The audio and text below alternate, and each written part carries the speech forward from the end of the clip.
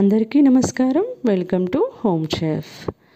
Non veg లవర్స్కి, sea food అంటే ఇష్టపడే వారందరికీ ఇదొక perfect recipe.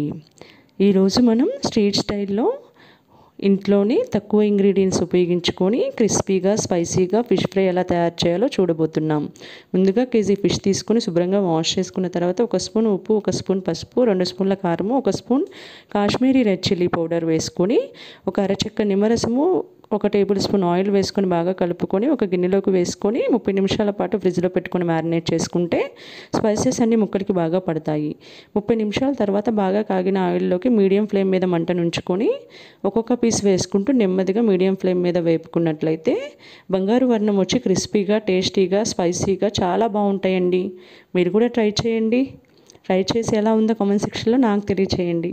Me friends and family మెంబర్స్కి ఈ వీడియోని షేర్ చేసి సబ్స్క్రైబ్ చేసుకోమని, బెల్ ఐకాన్ యాక్టివేట్ చేయమని చెప్పడం మాత్రం మర్చిపోవద్దు. ఈ వీడియో నచ్చితే తప్పకుండా మీరు కూడా లైక్ చేయండి.